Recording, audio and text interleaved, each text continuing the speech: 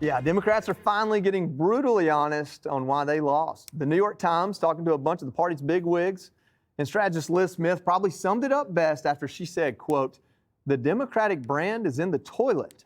Many of the Democrats who succeeded this cycle, our best overperformers in House races, for instance, are people who ran against the Democratic Party."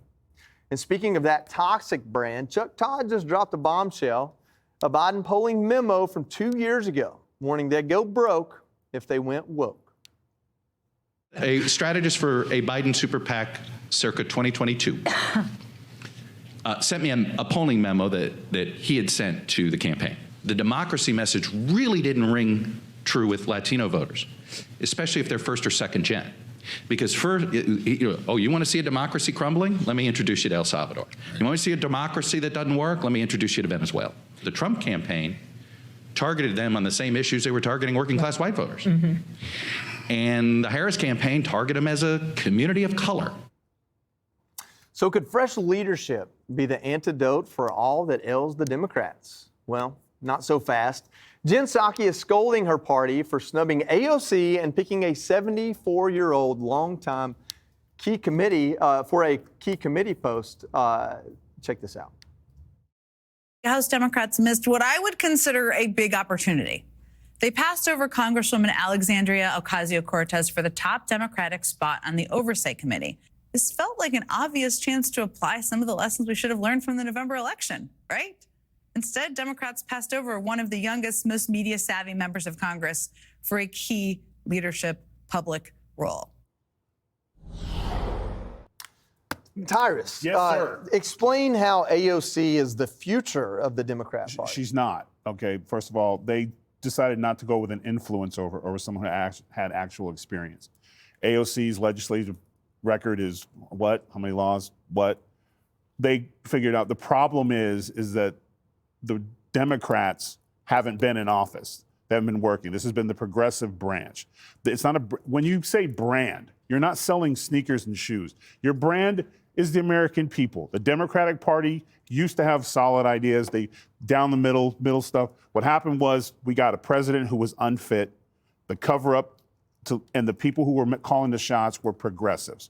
And that's what ruined the country. So you have to stop blaming Democrats. You also have to stop having people who were part of the crime tell you what was wrong. Psaki and the other guy, you were part of the problem. You promoted an unfit Joe Biden. Now you're trying to tell mainstream common sense Democrats what's wrong with their party? No, you're a part of the problem. We need to get back to common sense values, and there are people on the left who voted for Trump who didn't change their little donkey pins. They just wanted common sense. Just like the extreme right, we don't want them calling shots. We saw 3.5 years of progressives who are not elected calling shots, the AOCs and those are the ones who were why Biden was wandering around. They were telling us he was sharp as tacks and he was quicker than everyone else and no one could keep up with him. That's why you lost the election. You lied to the American people.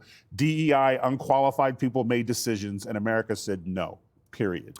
Katie, nobody thinks that the Republican establishment anointed President Trump in either cycle. I don't believe that anybody thinks that. President Trump was viewed as an outsider in 2016 and a disruptor in 2024. Kamala Harris, for all intents and purposes, and I do concede that she was on the ticket when Joe Biden was elected, so there is that. But she was anointed to be the candidate. Yeah. I mean, how much of this is, do they get into the weeds in the Democrat Party, or some of the answers here are kind of simple, that they did create this elitist and very non-democratic idea of how the government should be ran? Trump himself was a movement, and that's something the Republican Party is going to have to figure out when he leaves the presidency. Exactly. How do they get people out to vote for the Republican Party if Trump is not at the top of it? That's why he chose J.D. Vance to carry the torch of the MAGA movement. But in terms of Democrats and what they were telling people and what their actions were, for years, they were screaming that Trump was a threat to democracy. And you started to see this fall apart in the early summer when polling showed that actually independent voters thought that Democrats were the threat to democracy. And then that was amplified in July and August when Kamala Harris was not elected to be the nominee. She was placed as the nominee. And you listen to Democrats who voted for Trump or just decided not to vote for her, and they will say themselves they didn't like that there wasn't a democratic process while they were screaming about being the party of democracy. Overall, Democrats have this problem where identity politics went to die during the last election. They're losing their coalitions that they have built over the course of the past 20 years. They don't have a plan to really get them back, and Republicans are cutting into the demographics that typically vote for them. So they're going to have to grapple with that. The final thing is you have people like Jen Psaki and people on the far left saying that they lost because they weren't to the left enough, when every single arrow on the map pointed to the right. The country shifted to the right. California voted for Prop 36 in every single county. They wanted law and order. And yet their solution is to double down on crazy. And it's not that Jerry Connolly is a moderate by any means. So I'm not sure that was actually about, I think that was more about seniority than anything else. Exactly. But this idea that there's a number of high-profile Democrats in the media in their own bubble calling for more far-left ideas and policy positions when the country thoroughly rejected that. And they lost to Trump the second time thoroughly, I think is very interesting, and we'll see if that can play out for them. But right now they're losing a coalition, and they are not listening to people who just want some normalcy in their lives. Jessica, one of the people in this New York Times discussion, it was a written discussion online, whatever that is, I don't know. I'm ignorant to those kind of things, I guess. But one of the people said, she was asked, I don't remember which one, or I just use her name, but she was asked, is the Democrat Party actually in the toilet? And she said, well, a toilet has some utility to it, so that might be a generous description. So, I know that you don't feel that way, but, I also know you have opinions. And so what's your opinion on what the Democrat Party should do moving forward? Is it lean into the AOCs to find their version of Trump, or to double down on their progressive leanings?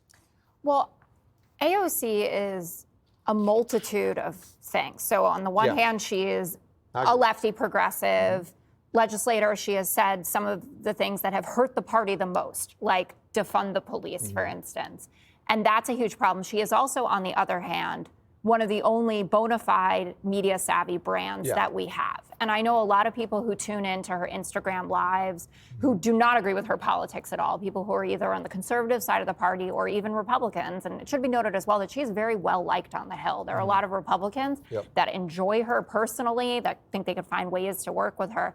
But this election was a branding election. I mean, Donald Trump is an enormous brand. He's out there selling items with his name on it, for God's sake, guitars, Bibles, steaks, whatever it is. And AOC is one of the people in our party who understands how to communicate as a brand. And I think that's more what Jen Psaki was talking about, that was the missed opportunity. Jerry Connolly, who has technically earned the right to be the head of the committee, is 74 years old and also has cancer. And that is complicating. And maybe there's some middle ground person who's like in their 50s, which is what Jamie Raskin was. He moved up to a different committee assignment.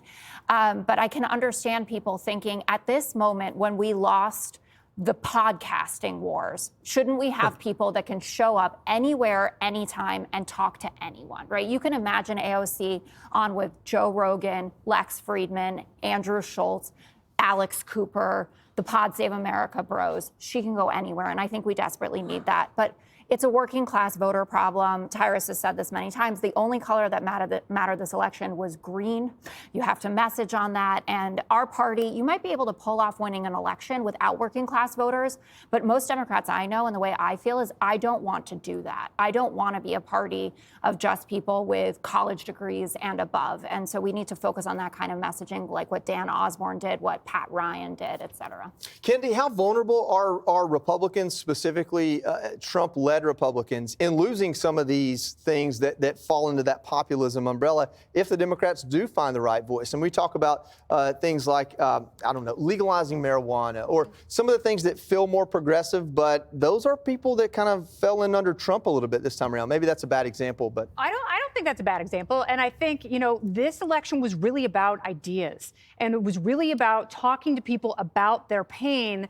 And, I disagree with you. It's not about the optics, and it's not about the messenger. It was a referendum against progressivism. People see that, they feel that, and they are sick of it. It doesn't work. And Alexandria Ocasio-Cortez can say things like, well, I'm done primarying people. It's because she wants to be a mainstream Democrat. Yeah. But, she's also my values have never changed type of Kamala Democrat, and that Her words have harmed the party. Her ideas are awful for America. And voters are never going to accept her as a mainstream candidate because she is so polarizing. And unlike Trump, who can pivot to populism, which helps working people, she is a confiscator. She has these big ideas like tanking an Amazon facility just outside New York City. And voters here were outraged because they're like, no, we want those jobs, not your virtue signaling and grandstanding. So I think they have to find people who can get them back to populism.